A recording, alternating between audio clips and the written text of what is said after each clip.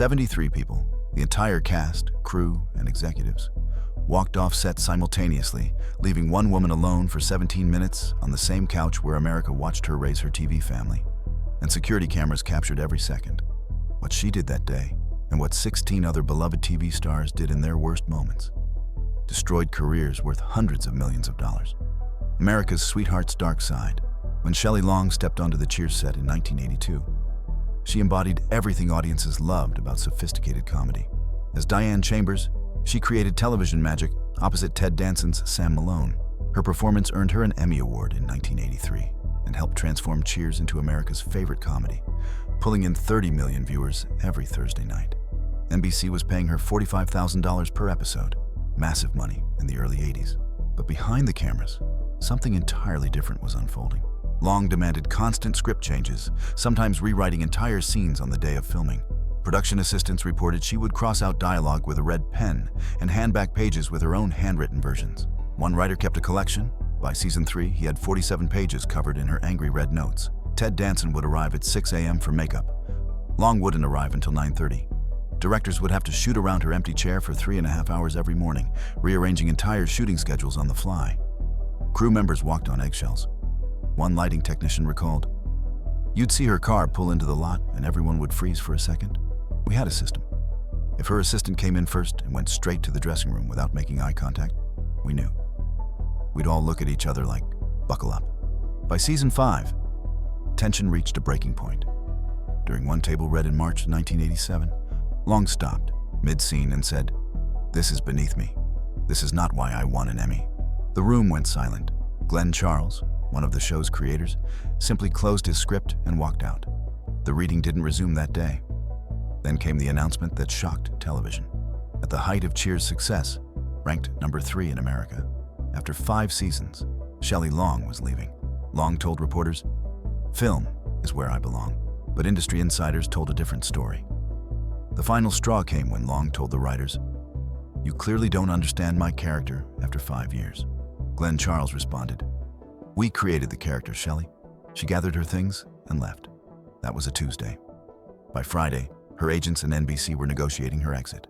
The show continued for 6 more seasons, actually increasing in popularity. Kirstie Alley joined, earning $60,000 per episode, $15,000 more than Long. The first episode without Long drew 35 million viewers. Ratings went up, not down. Her film career never reached the heights predicted. The Brady Bunch movie grossed $50 million and was her biggest hit. In 2012, when the Cheers cast reunited for a documentary celebrating the show's 30th anniversary, Long was conspicuously absent. Producers confirmed they'd offered her $25,000 just to appear, but she couldn't face the people she'd pushed away. Ted Danson was asked about her absence during the taping. He paused for 7 seconds, an eternity on camera, then said, "Shelley made her choice. We respected it then. We respect it now." His eyes told a different story. If discovering the truth about America's sweetheart stung, the behavior escalating on another set would prove even more expensive, costing one studio $75,000 in a single day.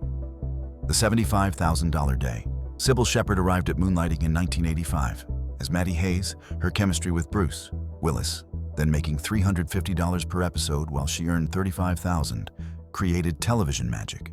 25 million people tuned in every Tuesday night. ABC was charging $275,000 for a 30-second commercial. Then the reports started leaking. Production managers would make notes. CS arrival 11:30 a.m. Cost to production, EST $42,000. But the lateness escalated. Production logs documented 3-hour delays becoming routine. One day in February 1987 saw the crew standing idle from 9 a.m. until 2 p.m. 73 crew members, 5 cameras, full lighting setup, all sitting dark. The accounting department sent a memo to ABC executives with a single number circled in red. $75,000 lost in a single day. But the lateness was just the beginning. Shepherd refused to shoot scenes with Willis. She would arrive on set, see that Willis was in the scene, and announce, "I'm not feeling this today. Call me when you have something else." Then she'd return to her trailer. Sometimes they'd lose 4 or 5 hours just waiting. The production assistant assigned to her trailer would stand outside like a sentry, occasionally knocking to ask if she was ready. The answer was always the same. Not yet. She demanded script changes. During one episode in season 3, she rejected 11 pages of dialogue on the morning of shooting, saying the lines weren't true to Maddie's journey. Writers were called to set at 6 a.m. to rewrite. They finished at 2 p.m. Filming began at 3 p.m. A normal day that should have wrapped at 6 p.m. didn't end until 2 a.m. the next morning. The crew called it pulling a Cybil, when one person's demands kept everyone else hostage. The costume department kept the rejected rack, 63 outfits she'd refused to wear, each costing between $800 and $2,000. Glenn Gordon Caron later said, "We had written this beautiful show that depended on timing, on rhythm. And you can't have rhythm when your lead actress shows up whenever she feels like it." Years later, during a Die Hard press tour, Willis reflected, "I learned everything about what not to do from that show. When I did Die Hard, I showed up an hour early every day, every single day for the entire shoot. That came directly from watching what Cybil did to people who depended on her.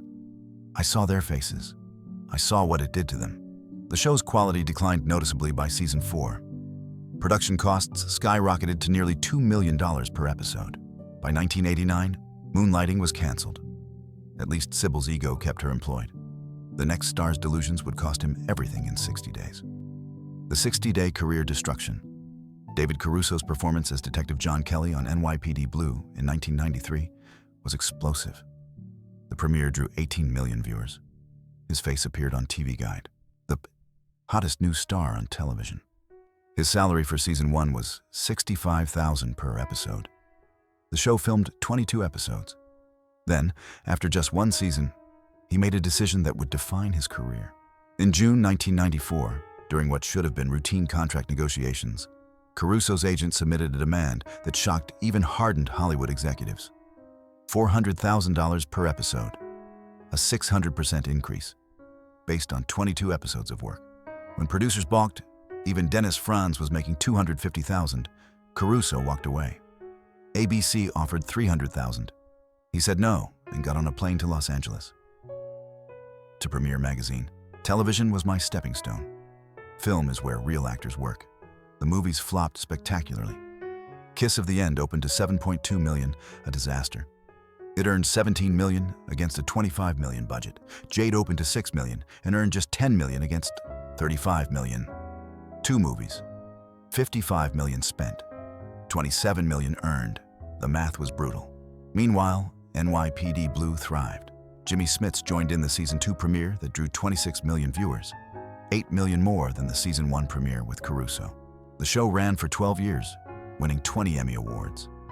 One great season from Caruso, 12 years without him. The numbers told the story his ego refused to accept. Caruso spent the next 7 years doing direct-to-video movies and guest appearances on shows like Law & Order. By 2001, his agent couldn't get him meetings, then CSI. Miami came along in 2002, a Hail Mary, a chance at redemption. He took it, earning $175,000 per episode, less than half what he'd demanded for NYPD Blue. In a 2007 Esquire interview, Caruso was asked if he regretted leaving. He paused for 43 seconds. The writer timed it, then said, "I made the decision I made. I have to live with it." When pressed if he'd do anything differently, next question, Caruso's miscalculation cost him an estimated $75 million. But the next star's behavior destroyed something far more valuable: friendships that had survived decades. 50 years of ego. William Shatner's transformation into Captain James T. Kirk in 1966 made television history. Star Trek's 79 episodes would be watched by an estimated 3 billion people across 6 decades. His castmates, however, experienced something entirely different. Scene stealing became an art form. If a shot was supposed to feature another actor, Shatner would position himself in the foreground. George Takei would eventually speak publicly with shocking frankness. In his autobiography, Takei wrote, "Bill would do anything to make sure the camera focused on him. If you had a close-up, he'd stand right next to the camera making faces to distract you during your take. He'd wave his hands. He'd whisper your lines along with you in a mocking voice."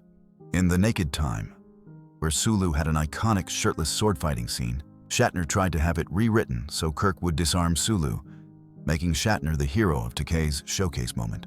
The director refused. During Mirror, Mirror, Shatner changed his blocking during the actual take, forcing the camera to choose between following him or staying on the other actors as scripted. The camera followed Shatner. They had to reshoot 3 times. Their relationship deteriorated so completely that by Leonard Nimoy's memorial service in February 2015, the rift remained unhealed. Shatner didn't attend the service, which drew over 400 mourners. When asked why, he said he had a prior commitment, a charity event in Florida. But TMZ checked. The charity event was at 7 p.m. Eastern. Nimoy's service was at 2 p.m. Pacific. He could have attended both. Takei's response: he had a commitment to being the center of attention, even at a funeral. Nichelle Nichols wrote that working with Shatner required patience, professionalism, and a thick skin. She described filming Plato's Stepchildren, the first interracial kiss on American television, where Shatner tried to position himself so only his face would be visible. Nichols stood her ground. The director sided with her. The kiss became iconic because both faces were visible, equal, revolutionary. Even Leonard Nimoy struggled with his co-star. In private letters that surfaced after his passing, letters written to his daughter in the 1980s, he wrote, "Bill is a brilliant actor trapped inside a deeply insecure man. I love him like a brother, but I don't always like him very much." The irony was profound. Captain Kirk inspired unwavering loyalty, always putting his crew's welfare above his own. William Shatner did the opposite. At one Star Trek convention in Las Vegas in 2006, George Takei was signing autographs when a fan handed him a photo of the original bridge crew. Takei drew an X over Shatner's face before signing. The fan asked, "Why did you do that?" Takei said, "I was just marking where the ego was blocking everyone else out." The 40 people in line heard it. Someone yelled, "Tell us the truth, George." Takei paused and said quietly, "That is the truth. For 50 years, that's been the truth." And these stories are just the beginning. Coming up, a medical drama star whose single interview answer cost her $50 million in 72 hours. Television's highest-paid actor giving 22 interviews during a 2-week meltdown, downloaded millions of times. And in our 9th story, the moment captured on security cameras when every person on set walked off, leaving one woman alone for 17 minutes on the same soundstage where she'd filmed over 200 episodes. The 8-minute interview, Katherine Heigl seemed to have everything figured out when Grey's Anatomy premiered in 2005. When she won the Emmy in 2007, accepting the award in a red Oscar de la Renta gown that cost $12,000, her acceptance speech drew 12 million viewers. Movie roles followed. Knocked Up made over $219 million worldwide. 27 dresses earned over $160 million. Heigl was commanding $3 million per film, fielding offers from every major studio. Then she began speaking publicly in ways that shocked the industry. In 2008, on June 20th, she withdrew her name from Emmy consideration. "I did not feel that I was given the material this season to warrant an Emmy nomination." 4 sentences, 47 words, a bomb. But she didn't stop. Despite Knocked Up's success, 91% fresh on Rotten Tomatoes, Heigl criticized it in Vanity Fair, calling it a little gender-biased. She complained about Grey's Anatomy hours. "Our first day back was a 17-hour day, which I think is cruel and mean." The Emmy withdrawal made headlines. But what happened 3 weeks later ended her career. During a press junket on July 14th at the Four Seasons Hotel, Heigl was in a suite doing back-to-back interviews with 30 journalists. Each interview was supposed to last 8 minutes. At 2:47 p.m., a USA Today reporter named Marco R. Della Cava asked a question that would change Heigl's life. "Do you worry about being seen as difficult?" The room of 30 journalists went silent for 3 seconds. Heigl laughed. It wasn't a nervous laugh. It was dismissive, almost mocking. She said, "Difficult? I'm honest. If that's difficult, then Hollywood has a problem with women who speak their minds." The quote appeared in USA Today the next morning at 6 a.m. By 9 a.m., it was on Variety and The Hollywood Reporter. By noon, every entertainment show. By evening, trending on Twitter. CAA, her talent agency, received calls from 7 major studios within 48 hours. Each conversation went the same way. "We were considering Katherine for this role opposite major male star. But after that quote, our star says he's not comfortable. We're moving on." The romantic comedy with Gerard Butler, recast with Jennifer Aniston, an action film with Tom Cruise, recast with Cameron Diaz. One response to one question during one 8-minute interview cost Katherine Heigl an estimated $50 million in lost film salaries and destroyed her A-list movie career in 72 hours. Shonda Rhimes eventually wrote Izzy Stevens off. In the season 6 finale, Izzy simply wasn't there. No farewell episode, no dramatic ending. mentioned exactly once in passing. Izzy sent divorce papers, 38 words of dialogue to erase a character who'd been on the show for 6 years. By 2017, Heigl was working in cable television, averaging 2 million viewers. Years later, in a brutally honest 2021 interview, Heigl would apologize. "I didn't understand the difference between honesty and burning bridges until every bridge was already ashes. I was stuck on one side watching everyone else's career boats sail by." What happened next was pure chaos, broadcast live. Tiger Blood and Downfall. February 24, 2011. Charlie Sheen, television's highest paid actor at $1.8 million per episode, appears on The Alex Jones Show for what was supposed to be 10 minutes.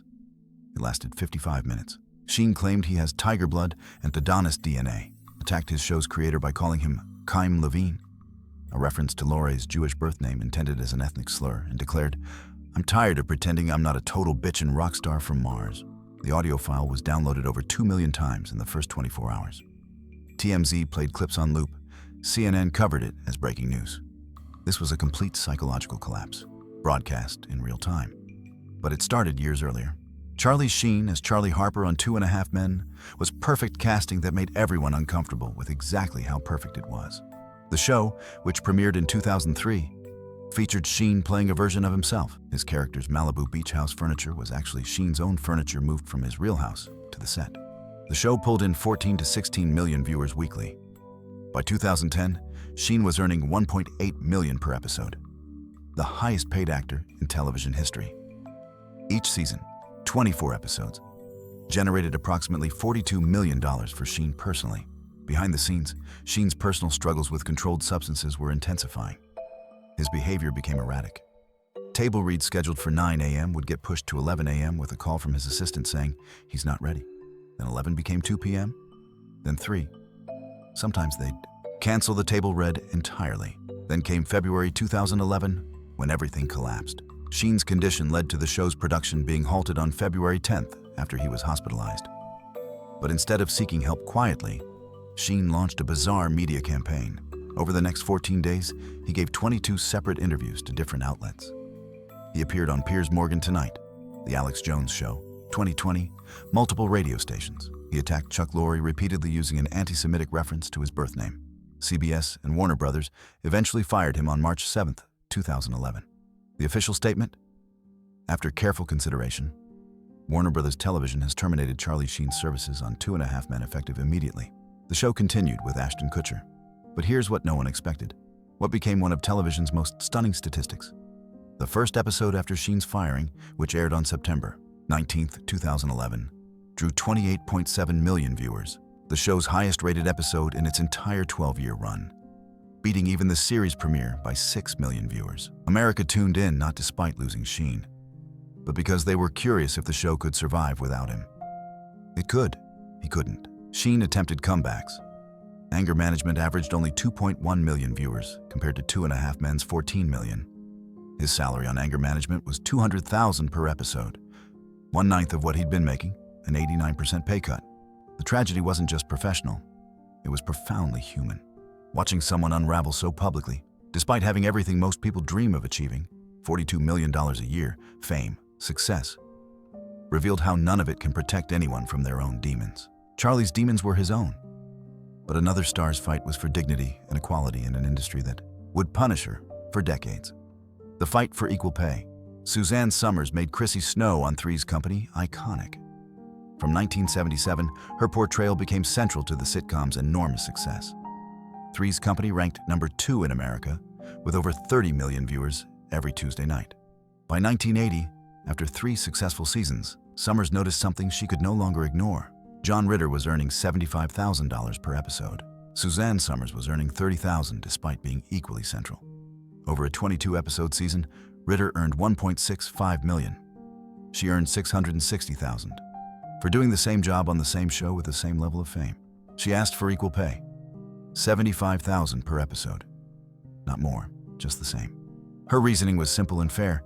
Equal work deserves equal. ABC's response was brutal. Somers was reduced to brief 60-second phone-in scenes, literally calling in her performance from her home phone.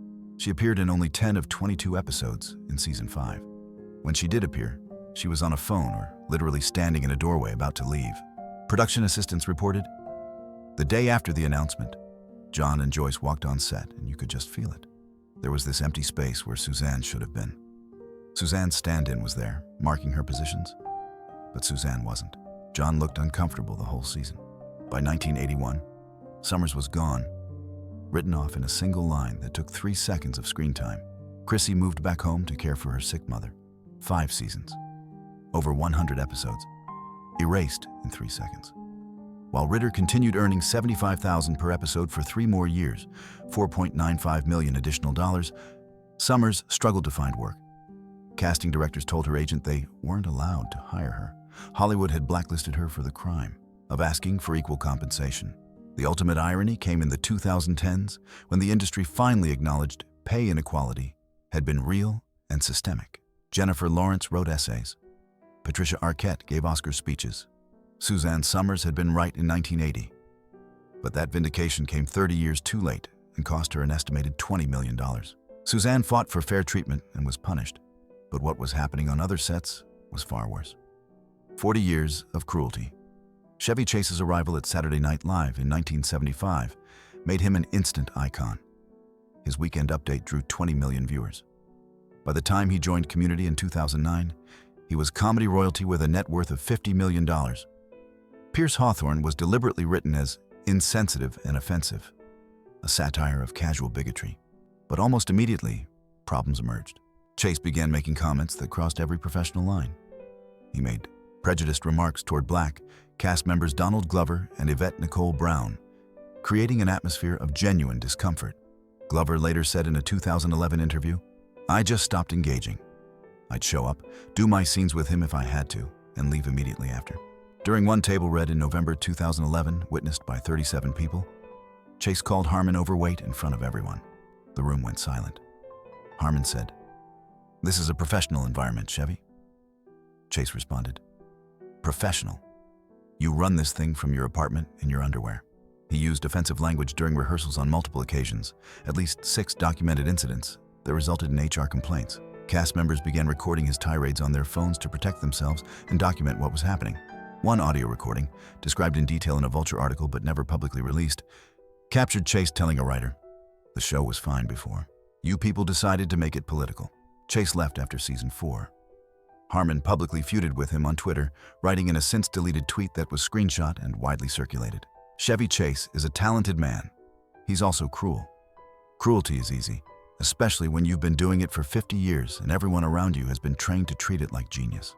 For Chase, it was a pattern 40 years in the making. Stories had followed him since SNL when he'd physically fought Bill Murray backstage in 1978, a fight that left both men bruised and resulted in Murray smashing Chase's face into a door frame. Before we reveal the star, whose behavior literally cleared an entire soundstage, make sure you're subscribed. What happened next shocked even seasoned Hollywood professionals who thought they'd seen everything, a moment so unprecedented that 73 people simultaneously chose dignity over paychecks. That would change conversations about power and abuse in the entertainment industry forever. The 17-minute walkout. Roseanne Barr's sitcom.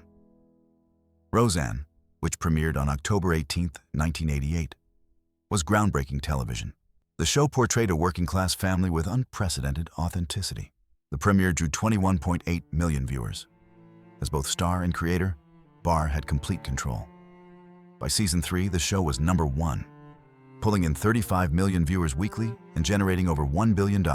Barr was making $300,000 per episode by season 5. She had power, she had money, she had control. Over the years, reports emerged of Barr screaming at writers for hours over single lines. One writer, speaking to The Hollywood Reporter in a 2018 retrospective, recalled, "I watched her reduce a staff writer to tears over the placement of a comma." Literally, a comma. The session lasted 4 hours. 4 hours of screaming over punctuation. The writer quit the next day. John Goodman, who played her husband Dan, later said, "There were days I'd sit in my trailer an extra 20 minutes, maybe 30, just sitting there, just to avoid being on set when certain moods hit. You could feel it in the air." She made discriminatory comments that crossed every professional boundary. Cast members described walking on eggshells constantly, never knowing what might trigger an outburst. The toxic environment built over years. The show's success, 9 seasons, 231 episodes, her net worth reaching 80 million, protected her. Then came October 15th, 1992. Season 5, Episode 7. It should have been a routine filming day. The script was solid. The cast was prepared. Cameras were ready. 73 people were on the soundstage at CBS Radford Studios, all doing their jobs, all following their routines. And then, during what should have been a simple dispute over a script change, a few words in a scene that Barr wanted rewritten, her behavior became so egregious, so offensive, so completely unacceptable, that something unprecedented in television history happened. Sarah Gilbert, who played daughter Darlene, was first to walk off. She'd been sitting in the family living room set when the tirade began. She stood up, set her script on the couch, and walked off without a word. Then Laurie Metcalf followed. Within seconds, like a dam breaking, the entire cast walked off. John Goodman, Lacey Goranson, Michael Fishman, all of them. Then the crew followed. Camera operators unplugged equipment mid-setup. Sound technicians removed headsets and set them on the board. Lighting directors flipped off the stage lights one by one. Even producers, people whose entire job was to keep production running no matter what, walked off. 73 people in total. The building emptied completely in under 3 minutes, leaving Roseanne Barr standing alone on stage 12 at CBS Radford Studios for 17 minutes, captured on security camera footage that was later described in legal depositions, footage that was viewed by investigators and lawyers but never publicly released. She stood on that empty soundstage. According to those who viewed the tape, the footage showed her pacing back and forth across the Connor family living room set for 11 minutes, her mouth moving, yelling at no one, her hands gesturing to an empty room. Then for 4 minutes, she was yelling even louder, walking to different parts of the set as if looking for someone, anyone to hear. Then for 2 minutes, she sat on the famous Connor family couch in complete silence, staring at the floor. The soundstage was still fully lit. All 5 cameras were still positioned for the day's shooting. The family living room set was ready. Everything was in place for a normal day of filming, except there wasn't a single other person in that massive building. Not one. When producers returned 15 minutes later, without cast or crew, just 3 executives in suits, Barr's first words, according to multiple people who were present, were, "They'll be back. They need me. This show doesn't exist without me." But witnesses reported that her hands were visibly shaking as she said it. Her voice was defiant, but her body knew the truth. They did come back the next day. Contracts required it. Mortgages depended on it. But something had fundamentally broken. Everyone knew now. She needed them more than they needed her paycheck. The walkout made industry news within hours, though most outlets reported it euphemistically as production delays due to creative differences. But people who worked in television knew. It was an extraordinary moment.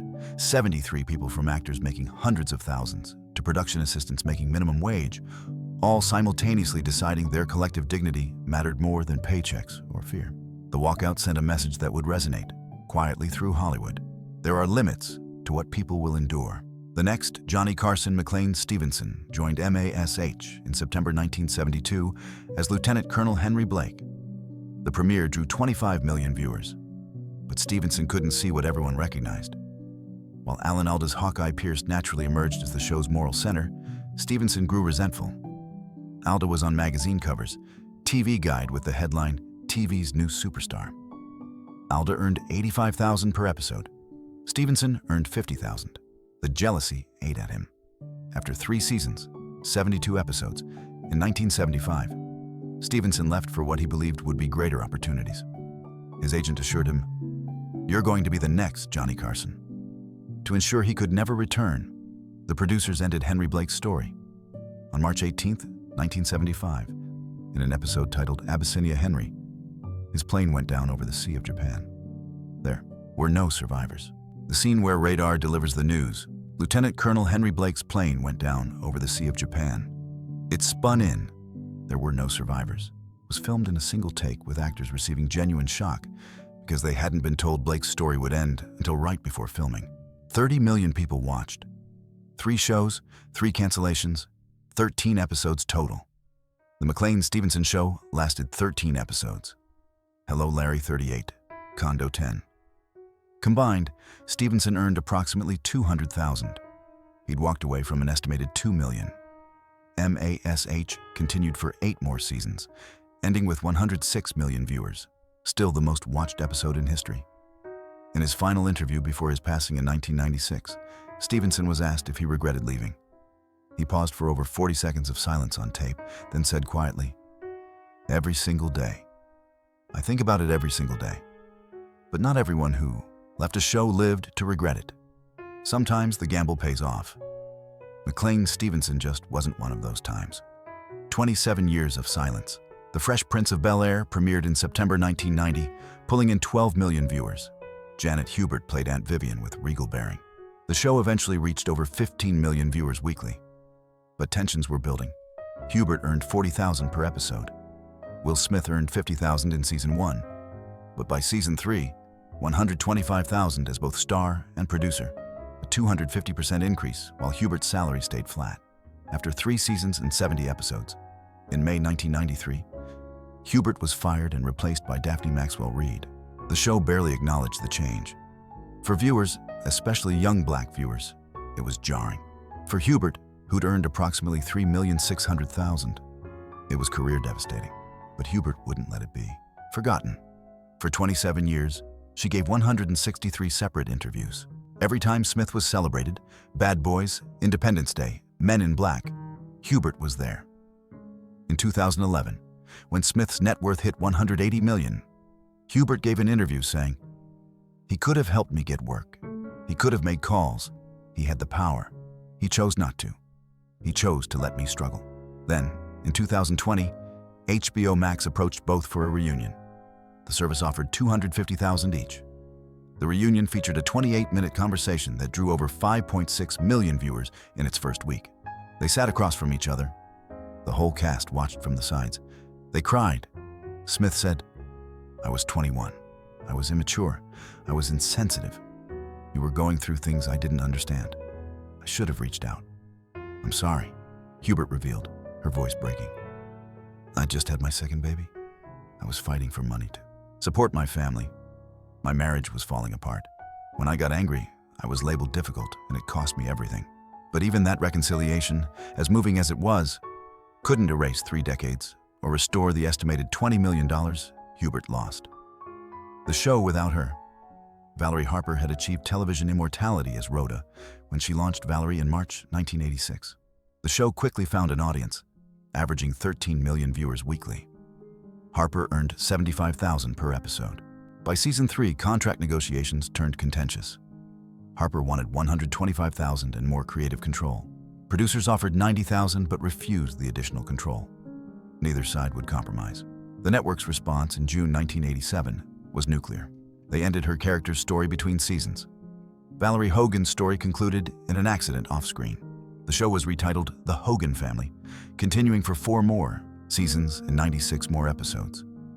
It was an extraordinary statement. The show named after you can continue without you. Harper sued, eventually winning $2 million in 1990, but the victory was hollow. Which of these revelations has surprised you most? And what Golden Age topics should we explore next? Let us know in the comments. The $25 million decision. Tim Allen's Last Man Standing premiered on ABC in October 2011, averaging 8 million viewers weekly. The show ranked number 2 at ABC, but Allen's vocal conservative views were creating friction. By season 6, ABC executives were receiving calls from advertisers. Coca-Cola, Target, and 3 other major sponsors said they didn't want ads during Last Man Standing because Allen's public statements generated negative attention for their brands. Each sponsor represented approximately $5 million annually. The math was simple. Keep Allen and lose $25 million, or cancel and keep the revenue. In May 2017, ABC canceled Last Man Standing despite pulling 8 million viewers weekly. Profitable shows simply don't get canceled. Allen publicly criticized the decision on Twitter. His post received over 40,000 retweets. ABC never confirmed the political angle, but internal emails later surfaced showing executives discussing the Allen problem. Fox picked up Last Man Standing in 2018, running it for 3 more seasons. 30 pounds, Delta Burke. As Suzanne Sugarbaker on Designing Women was comedy perfection. From September 1986, the show averaged 14 million viewers weekly. By season 4 in 1990, Burke was experiencing personal struggles. She'd gained 30 pounds, a completely normal weight fluctuation that became a source of intense friction. The costume department reportedly told her, "We can't dress you properly if you won't maintain your figure." Joan Rivers made jokes about Burke's weight, saying Burke looked like she'd swallowed the old Delta. Entertainment Tonight ran segments. Tabloids had regular Delta Burke Weight Watch features. The National Enquirer offered money for photos of her eating. The cruelty was systematic and public. Burke appeared on Oprah in November 1990 with tears in her eyes. "They wanted me to lose weight or get fired. Those were my choices. I chose to get fired with my dignity intact." In July 1991, after 5 seasons and 116 episodes, Burke was fired. The show continued 2 seasons, but ratings dropped from 14 million to 9 million. In April 2000, Linda Bloodworth Thomason, the show's creator, publicly apologized. "I was wrong about Delta. She was struggling with her weight, with her body image, with her self-esteem. And instead of helping, we pushed her out. I've regretted it every day since." Burke's response? "I forgave Linda, but I never forgot what it felt like to fight for dignity in an industry that punished me for gaining weight while celebrating men for the same thing." John Goodman gained 50 pounds on Roseanne, and nobody said a word. Child star tragedy.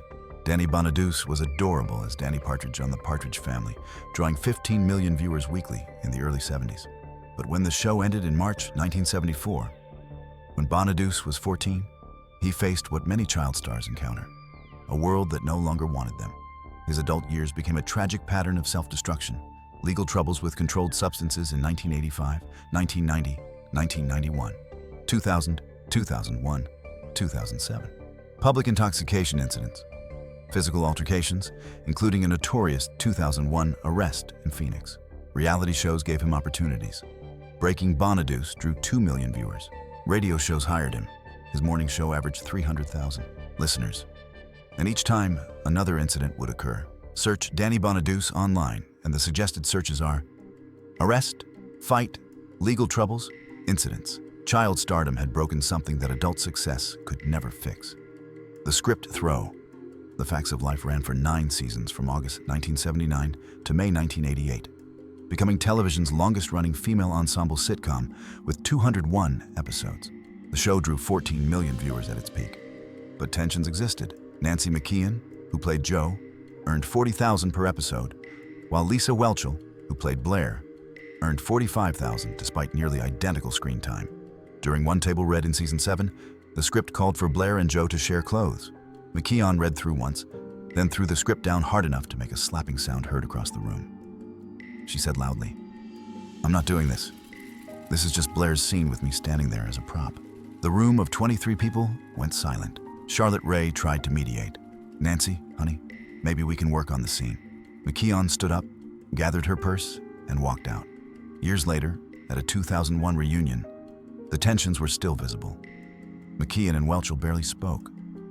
During photos, they deliberately stood on opposite sides with Charlotte Rae positioned between them. These stories pale next to our final revelation. A truth so devastating, it changed television history forever, exposing not just one man's offenses, but an entire industry's systemic complicity. America's Dad. The Cosby Show premiered on September 20th, 1984, and became a cultural phenomenon that redefined American television. Bill Cosby as Dr. Cliff Huxtable was America's ideal father. Funny, wise, loving, moral. The show portrayed an upper-middle-class black family with warmth and intelligence that challenged decades of stereotypes. For 8 seasons, The Cosby Show dominated Thursday nights, ranking number 1 with 34 million people watching weekly at 8 p.m. and generating over $2 billion.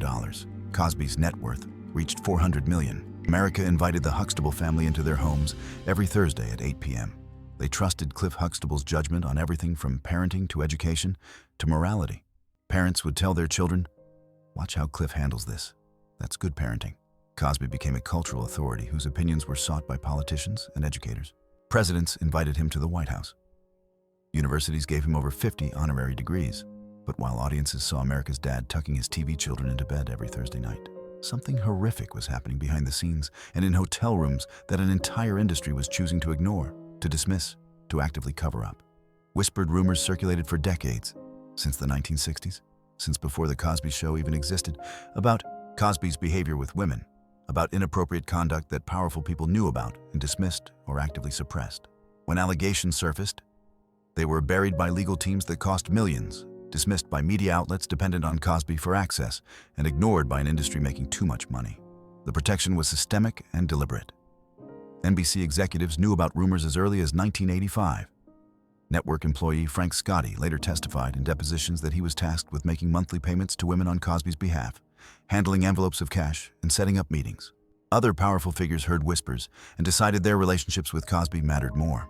The show's success, $2 billion, created incentive to look away. Victims who tried to come forward were silenced by legal intimidation that cost an estimated $50 million over decades. Lawyers who specialized in making problems disappear, in discrediting women, in settlements, with ironclad non-disclosure agreements backed by threats of financial ruin if broken. Media outlets didn't want to anger someone as powerful as Cosby. He could grant or deny access to stars, to shows, to interviews that meant ratings. The public couldn't reconcile America's dad with the accusations. The character protected the man. The man's power protected him from consequences. The reckoning came decades too late. When enough women came forward, 60 women by 2018, telling remarkably similar stories spanning 5 decades from 1965 to 2008. When the sheer number and consistency of allegations made denial impossible, even for his most devoted defenders, Cosby was finally arrested. Tried, convicted of 3 counts, and sentenced to 3 to 10 years on September 25, 2018. He was 81. By then, countless victims had suffered in silence for years or decades, their lives permanently altered by both what happened to them and by the industry's systemic failure to believe them, protect them, or seek justice on their behalf. The Cosby case revealed how fame, power, and profit create systems that protect offenders and silence victims for years or even decades. It exposed how an entire industry, network executives, producers, agents, lawyers, publicists, journalists, can be complicit when financial incentives align in favor of looking away. We can never watch The Cosby Show the same way again. What once brought joy and warmth now brings profound discomfort and guilt about the laughter. But perhaps the lesson isn't about the show itself. It's about how systems of power operate, how industries protect their financial interests over vulnerable people, how we need to believe victims when they come forward rather than protecting the powerful, and how we need to create structures that hold famous people accountable regardless of their success or public image. These 17 stories reveal uncomfortable truths about television's golden age. Behind the laughter and the family moments we treasured were real people. Some struggling with ego and ambition, some fighting for dignity and fair treatment, some causing genuine harm, and some protected by systems that valued profit over justice. The behaviors ranged from difficult to destructive to criminal offenses, but all reveal how fame amplifies who people already were and, in too many cases, protects them from consequences. By understanding these truths, we honor both the art that enriched our lives and the people who suffered to create it. We learn that fame doesn't make someone more or less human. It makes their flaws more visible, and in too many cases, more protected by industries that profit from their success. The lesson isn't about hating these shows we loved, but about demanding better systems that protect workers from abuse, amplify victims' voices instead of silencing them with money and lawyers, and hold powerful people accountable regardless of how much revenue they generate. These stories remind us that the golden age wasn't always golden, but by understanding the complete truth, we can work toward an entertainment industry that values people over profits, believes victims over powerful perpetrators, and creates accountability instead of protection for those who abuse their positions. If this opened your eyes to Hollywood's hidden history and the systemic problems that allowed these behaviors to continue for decades, please like and share so others can learn these important lessons too. And subscribe for more untold stories from television's most fascinating era, because understanding the past is the only way to create a better future.